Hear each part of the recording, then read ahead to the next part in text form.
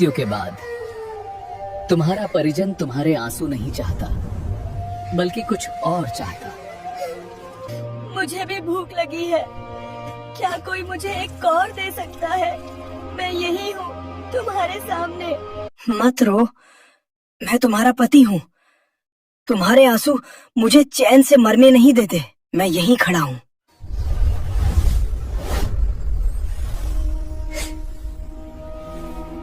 मृत्यु के बाद आत्मा सबसे पहले किसे पुकारती है? माँ को, पत्नी को या अपने बच्चों को? ये प्रश्न सुनने में सरल लगता है, पर इसका उत्तर इतना गहरा है कि जिसने भी इसे सही अर्थ में समझ लिया, उसका जीवन कभी पहले जैसा नहीं रहा। गरुड़ पुराण में इस प्रश्न का उत्तर दिया गया है, और वह उत्तर ऐसा है जो मनुष्य के भीतर छिपे भय, मोह और सत्य तीनों को एक साथ सामने रख देता है। क्योंकि मृत्यु के बाद आत्मा जिस अवस्था में होती है, वह न पूरी तरह इस संसार की होती है और न ही परलोक की। इस रहस्य का उत्तर खुद श्री कृष्ण जी ने नारद जी को बताया। चलिए बिना किसी देरी के जानते हैं इसका पूरा सच। एक समय की बात है, देवर्षि नारद अपनी वीणा धारण किए पृथ्वी लोक का भ्रमण कर रहे थे। वे राजमहलों से नहीं, साधारण घरों से सत्य को पहचानते थे। नगरों की चकाचौंध से दूर वे गांवों की पगडंडियों पर चलते हुए मनुष्यों के जीवन को देख रहे थे। तभी उनकी दृष्टि एक साधारण से घर पर ठहर गई। घर वैसा ही था जैसा हर दिन होता है। आंगन, दीवारें, छप्पर सब वही, पर वातावरण में एक अनकही पीड़ा थी। नारद ने दिव्य दृष्टि से देखा। उसी घर के भीतर एक आत्मा भटक रही थी। वह कभी चौखट के पास जाती, कभी भीतर लौट आती। कभी वह उसी स्थान पर खड़ी हो जाती जहां कभी वह बैठकर भोजन करता था। आत्मा व्याकुल थी, घबराई हुई थी और सबसे अधिक अकेली थी। घर में और भी लोग थे। स्त्रियां विलाप कर रही थीं, पुरुष शोक में मौन थे और एक छोटा बच्चा माँ की गोद में रो रहा था। पर आत्मा को कोई देख नहीं पा रहा था, कोई उसकी उपस्थिति को महसूस नहीं कर पा रहा था। नारद का हृदय द्रवित हो उठा। उन्होंने सोचा, ये कैसी स्थिति है जहाँ अपना घर भी पराया हो जाता है और अपनों के बीच रहते हुए भी आत्मा अकेली हो जाती है। नारद मन ही मन में बोले, जो मैंने अभी देखा वह केवल एक घर की कथा नहीं है, ये तो हर मनुष्य की आने वाली दशा है। मृत्यु के बाद आत्मा क्यों भटकती है? वह यहाँ क्यों ठहरना चाहती है जबकि उसका समय इस लोक में समाप्त हो चुका होता है? और सबसे बड़ा प्रश्न, उसकी पहली इच्छा क्या होती है? नारद उसी क्षण वैकुंठ पहुँचे। उस समय श्री कृष्ण शांत भाव से विराजमान थे। उनके मुख पर वही करुण मुस्कान थी, पर दृष्टि में वह गहराई थी जो केवल सत्य को जानने वालों में होती है। नारद कृष्ण जी से शांत स्वर में बोले, प्रभु, आज पृथ्वी लोक में जो दृश्य मैंने देखा उसने मुझे भीतर तक विचलित कर दिया है। मैंने एक आत्मा को अपने ही घर में भटकते देखा। वो सब कुछ देख रही थी, सब कुछ सुन रही थी, पर कोई उसे देख नहीं पा रहा था, कोई उसकी बात सुन नहीं पा रहा था। हे माधव, मृत्यु के बाद आत्मा की ये दशा क्यों होती है? उसकी सबसे पहली इच्छा क्या होती है? वह किसे पुकारती है? कृष्ण जी ने कहा, नारद, तुमने जो प्रश्न किया है वो साधारण नहीं है। ये प्रश्न उस मोह का द्वार खोलता है जिसमें मनुष्य जीवन भर बंधा रहता है। जब तक देह है तब तक मनुष्य सोचता है कि वही सब कुछ है, पर मृत्यु के बाद जब आत्मा देह से अलग होती है तब उसे पहली बार अपने कर्मों और संबंधों का वास्तविक मूल्य समझ में आता है। इस सत्य को उपदेश से नहीं, कथा से समझा जा सकता है। इसलिए मैं तुम्हें एक प्रसंग सुनाता हूँ। कृष्ण जी ने कहा, एक समय पृथ्वी लोक में एक छोटा सा गांव था। वो गांव धन से नहीं, धर्म से समृद्ध था। वहां रहने वाले लोग सरल थे, पर उनका जीवन नियमों और मर्यादा से बंधा था। उसी गांव में एक परिवार रहता था जिसकी सच्चाई और सदाचार की चर्चा दूर दूर तक होती थी। उस परिवार में एक युवक था, परिश्रमी था, ईमानदार था और अपने कर्तव्यों से कभी पीछे नहीं हटता था। उसकी पत्नी पतिव्रता थी, शांत स्वभाव की थी और उनका एक छोटा पुत्र था जिसकी हंसी से घर में प्राण बसे रहते थे। वो युवक अपने परिवार से अत्यंत प्रेम करता था। उसके लिए संसार का अर्थ वही घर, वही पत्नी और वही बालक था। वो सोचता था कि जीवन ऐसे ही चलता रहेगा। पर नारद, काल को किसी की योजनाओं से कोई सरोकार नहीं होता। एक दिन वो युवक अपने दैनिक कार्य से लौट रहा था। संध्या का समय था। आकाश में हल्का अंधकार उतर रहा था। अचानक उसका शरीर शिथिल हो गया। वो भूमि पर गिर पड़ा। देखने में कोई बड़ा घाव नहीं था, इसलिए लोगों को समझ नहीं आया कि क्या हुआ है। गांव वाले दौड़े आए, किसी ने पानी लाने को कहा, किसी ने उसका नाम पुकारा। पत्नी घबराकर उसके पास बैठ गई। उसने कांपती आवाज में पूछा, आप ठीक तो है ना? युवक ने कुछ कहना चाहा, पर शब्द साथ नहीं दे पाए। उसकी दृष्टि स्थिर हो गई। कुछ ही क्षणों में उसका शरीर शांत हो गया। कृष्ण जी ने कहा, गांव में कोहराम मच गया। लोग रोने लगे। पत्नी का विलाप आकाश को चीरने लगा। पर उसी क्षण नारद एक और घटना घटी जिसे कोई जीवित व्यक्ति नहीं देख पाया। उस युवक की आत्मा देह से अलग होकर खड़ी थी। वो अपने ही शरीर को देख रही थी। वो अपनी पत्नी को रोते देख रही थी। वो अपने बच्चे को पुकारते देख रही थी। आत्मा व्याकुल होकर बोली, मैं यही हूँ, मैं मरा नहीं हूँ। कोई मेरी बात क्यों नहीं सुन रहा? वो अपनी पत्नी के पास गई, उसे छूना चाहा, पर हाथ शून्य से टकरा गया। वो अपने बच्चे के पास गई, पर बच्चा उसे महसूस नहीं कर सका।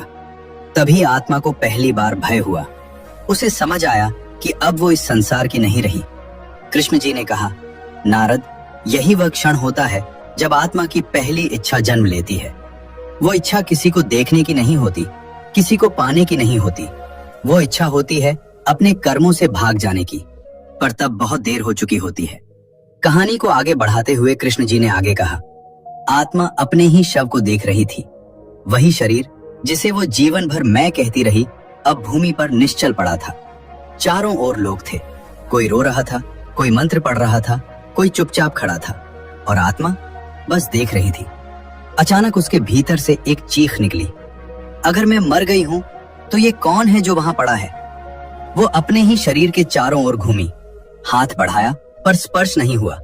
तभी उसे पहली बार समझ आया, वो देह नहीं थी, वो कुछ और थी। कृष्ण ने कहा, नारद, मृत्यु के बाद आत्मा का पहला बोध यही होता है कि वो जिसे जीवन समझती थी वो केवल एक वस्त्र था, और जब वो वस्त्र छूट जाता है तब आत्मा स्वयं को पहचान नहीं पाती। नारद बोले, प्रभु, क्या आत्मा को तुरंत ये ज्ञात हो जाता है कि वह मर चुकी है? कृष्ण ने कहा, नहीं नारद, अधिकतर आत्माएं कई समय तक इसी भ्रम में रहती हैं। वे सोचती हैं कि शायद ये कोई स्वप्न है या कोई अस्थायी अवस्था। इसी कारण वे अपने घर, अपने शरीर और अपने संबंधों के चारों ओर भटकती रहती हैं। अभी 24 घंटे भी पूरे नहीं हुए थे। अचानक उस आत्मा के सामने दो भयावह आकृतियां प्रकट हुईं। नेत्र कठोर, स्वर गंभीर और हाथों में दिव्य लेखा। वे थे यमदूत। वे बोले नहीं, पर उनके सामने आते ही आत्मा कांप उठी। उसे कहीं ले जाया गया, न स्वर्ग न नरक। एक ऐसे स्थान पर जहां केवल सत्य था। वहां उसके सामने उसका कर्म दर्पण रखा गया। पिछले 24 घंटे नहीं, पूरा जीवन, हर शब्द, हर सोच, हर अनकहा भाव। आत्मा ने देखा, जहां उसने क्रोध किया, जहां उसने झूठ बोला, जहां उसने किसी को चोट पहुंचाई, वो रो पड़ी। मुझे नहीं पता था कि ये सब लिखा जा रहा है। यमदूत बोले, अब जानना आवश्यक है। 24 घंटे बाद उसे फिर से उसी घर के पास छोड़ दिया गया, पर अब वो और अधिक टूटी हुई थी। कृष्ण ने कहा, नारद, ये समय आत्मा के लिए सबसे कठिन होता है। न वो जीवित है, न मृत। न उसे भोजन मिलता है, न विश्राम, केवल स्मृतियां और पछतावा। घर में अग्नि जल चुकी थी, शव यात्रा जा चुकी थी। अब घर में चूल्हा जला। पत्नी ने थाली परोसी, बच्चे को खिलाया, बुजुर्ग ने निवाला लिया, और आत्मा वही खड़ी थी। उसे भूख लगी, बहुत तेज भूख। वो भोजन की ओर बढ़ी। गरम रोटी की खुशबू उसके भीतर उतर गई। उसने हाथ बढ़ाया, कुछ नहीं।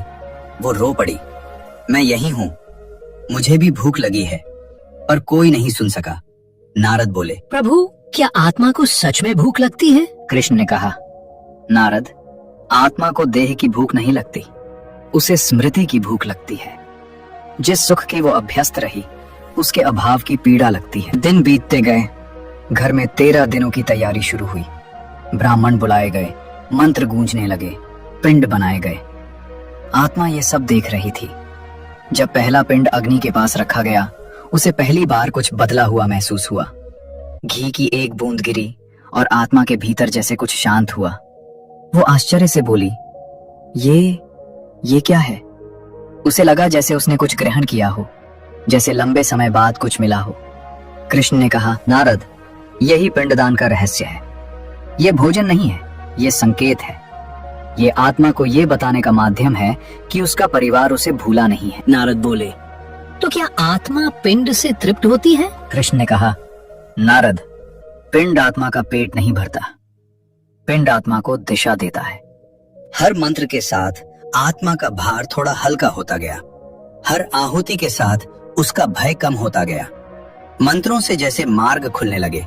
वो अब घर से बंधी नहीं रही। वो समझने लगी, ये ठहराव नहीं, यात्रा है।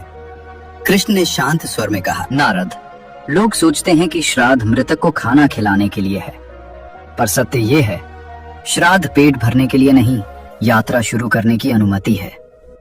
जब तक पिंडदान नहीं होता, आत्मा बंधी रहती है, और जब होता है तब उसे आगे बढ़ने का द्वार मिलता है। आत्मा ने अंतिम बार घर की ओर देखा। अब उसमें पहले जैसा मोह नहीं था, अब उसमें समझ थी। उसने मन ही मन कहा, अब मैं चल सकती हूँ। और वो धीरे धीरे उस मार्ग की ओर बढ़ गई जिसे केवल मंत्र खोल सकते हैं। कहानी आगे बढ़ाते हुए कृष्ण जी कहते हैं, उस पुरुष की मृत्यु के बाद जैसे उस घर से जीवन ही चला गया था। दिन उगता था पर उस स्त्री के लिए कोई सुबह नहीं होती थी। रात उतरती थी पर उसकी पीड़ा को कोई विश्राम नहीं मिलता था। वो दिन रात शोक में डूबी रहती, कभी आंगन में बैठकर, कभी कमरे के कोने में, कभी पति के वस्त्रों को पकड़कर। उसके आंसू थमने का नाम नहीं लेते थे। परिवार के लोग उसे समझाने की कोशिश करते। कोई सांस बनकर कहती, बेटी, जो हो गया वो हो गया, अब रोने से क्या बदलेगा। कोई देवर बोलता, भाभी इतना मत रोया करो, आप ऐसे ही खुद को खत्म कर लोगी। कोई बुजुर्ग गंभीर स्वर में कहता, शास्त्रों में लिखा है, अगर कोई स्त्री अपने पति के लिए बहुत अधिक विलाप करती है तो उसकी आत्मा को शांति नहीं मिलती। ये वाक्य उसके मन में बैठ गया, गहरे, बहुत गहरे। अब वो केवल दुख से नहीं रोती थी, अब वह डर से भी रोती थी। क्या मेरे रोने से उसे कष्ट हो रहा होगा? क्या मेरी वजह से वह भटक रहा होगा? कई बार वह अपने आंसू रोकने की कोशिश करती, दांत भींच लेती, आंचल से मुंह दबा लेती, पर जितना रोकती उतना ही भीतर से टूटती। वो अकेले में फूट फूट कर रोती और फिर स्वयं से ही डर जाती। एक दिन घर में लकड़ियां समाप्त हो गईं। किसी को जंगल जाना ही था। उसने बिना कुछ कहे टोकरी उठाई और जंगल की ओर चल दी। रास्ता लंबा था। पेड़ों के बीच से जाती पगडंडी उसके मन के सूने रास्तों जैसी लग रही थी। चलते चलते उसकी आंखों से फिर आंसू बहने लगे। वो बुदबुदाने लगी, अगर मेरा रोना उसे रोक रहा है तो मैं क्या करूं? मैं कैसे चुप हो जाऊं? उसी समय उसे सामने से एक साधु आते दिखाई दिए। कंधे पर झोली और चेहरे पर अजीब सी शांति। साधु ने उसे देखा, उसके आंसू देखे, उसकी थकी हुई देह देखी। साधु बोले, बेटी, इस निर्जन मार्ग पर तुम क्यों रो रही हो? स्त्री कुछ क्षण चुप रही, फिर जैसे भीतर का बांध टूट गया। स्त्री बोली, साधु महाराज, मेरा जीवन बहुत अच्छा चल रहा था। मेरा घर भरा पूरा था, मेरे पति स्नेही थे, मेरे बच्चे की हंसी से घर गूंजता था। उसकी आवाज कांपने लगी, पर अचानक एक दिन मेरे पति की मृत्यु हो गई। अब लोग कहते हैं कि अगर मैं ज्यादा रोऊंगी तो उनकी आत्मा को शांति नहीं मिलेगी। मैं नहीं चाहती कि मेरी वजह से उन्हें कष्ट हो। महाराज बताइए, मृत्यु के बाद आत्मा अपने परिवार से क्या चाहती है? उसकी अंतिम इच्छा क्या होती है? साधु कुछ देर तक मौन रहे, जैसे शब्दों से पहले करुणा को उतरने दे रहे हों। फिर उन्होंने बहुत शांत स्वर में कहा, बेटी, तुम्हारा दुख गलत नहीं है। जिसने प्रेम किया है वो शोक करेगा ही, पर शोक और मोह में अंतर होता है। मृत्यु के बाद आत्मा सबसे पहले ये देखती है कि जिनके लिए वो जीती रही वे अब कैसे जी रहे हैं। अगर परिवार केवल रो रहा है, टूट रहा है, अपने जीवन से विमुख हो रहा है, तो आत्मा भी वहीं बंध जाती है। स्त्री की आंखें भर आईं। साधु आगे बोले, आत्मा की अंतिम इच्छा अपने लिए कुछ पाने की नहीं होती। वो ये चाहती है कि उसके जाने के बाद उसका परिवार जीवन को अपनाए। वो नहीं चाहती कि उसका जाना किसी और के जीवन का अंत बन जाए। स्त्री ने कांपती आवाज में पूछा, तो क्या मुझे रोना नहीं चाहिए? साधु बोले, रोना मना नहीं है बेटी, पर रोते रोते अपने कर्तव्यों को भूल जाना आत्मा को कष्ट देता है। जब परिवार अत्यधिक विलाप करता है तो आत्मा सोचती है मेरे कारण ये दुखी हैं, और यही सोच उसकी शांति का सबसे बड़ा बंधन बन जाती है। साधु ने आगे कहा, शांति से स्वीकार करना सबसे बड़ा धर्म है, प्रेम से विदा करना सबसे बड़ा श्राद्ध है। जो हो गया है उसे रोकर नहीं समझ कर जाने देना ही आत्मा की मुक्ति का मार्ग है। स्त्री ने साधु के चरणों में सिर रख दिया। वो बोली, महाराज, आज पहली बार मुझे लगा कि मेरे आंसू उन्हें पकड़ रहे थे। साधु ने आशीर्वाद दिया और कहा, अब जब घर लौटो तो रोना मत, प्रार्थना करना। उन्हें यह अनुभव कराओ कि उनका जीवन व्यर्थ नहीं गया। उस दिन के बाद उस स्त्री का रोना पूरी तरह रुका नहीं, पर बदल गया। अब उसके आंसू बोझ नहीं थे, प्रार्थना थे। उसने पति के चित्र के सामने दीप जलाया और शांत स्वर में कहा, अब मैं तुम्हें रोकूंगी नहीं, तुम शांति से जाओ। और कहीं अदृश्य लोक में एक आत्मा हल्की हो गई। कहानी समाप्त हो चुकी थी, लेकिन नारद का मन शांत नहीं था। उन्होंने श्री कृष्ण की ओर देखा। उनकी आंखों में प्रश्न थे, ऐसे प्रश्न जो हर मनुष्य के भीतर जन्म लेते हैं, पर उत्तर बहुत कम लोग खोज पाते हैं। नारद बोले, प्रभु, आपने कथा के माध्यम से आत्मा की पीड़ा, उसका मोह और उसकी यात्रा दिखाई, पर मेरे मन में अभी भी कई प्रश्न हैं। ये प्रश्न केवल मेरे नहीं हैं, ये हर उस मनुष्य के हैं जो किसी अपने को खो चुका है। कृष्ण मंद मुस्कुराए। कृष्ण ने कहा, नारद, प्रश्न करना ही ज्ञान का द्वार है। पूछो। आज जो कहा जाएगा वो केवल कथा नहीं, जीवन का सत्य होगा। नारद बोले, प्रभु, सबसे पहला प्रश्न यही है, आत्मा मृत्यु के लगभग 24 घंटे बाद अपने ही घर क्यों लौट आती है? कृष्ण ने कहा, नारद, जब आत्मा देह से अलग होती है तो उसे तुरंत ये बोध नहीं होता कि उसका संबंध अब किस लोक से है। वो वर्षों, कभी जन्मों तक जिस घर, जिन लोगों, जिन भावनाओं से जुड़ी रही, उन्हीं की ओर उसका पहला आकर्षण होता है। 24 घंटे का समय आत्मा के लिए संक्रमण का समय होता है। इस समय वो अपने जीवन को पीछे मुड़कर देखती है, अपने संबंधों को आखिरी बार महसूस करती है।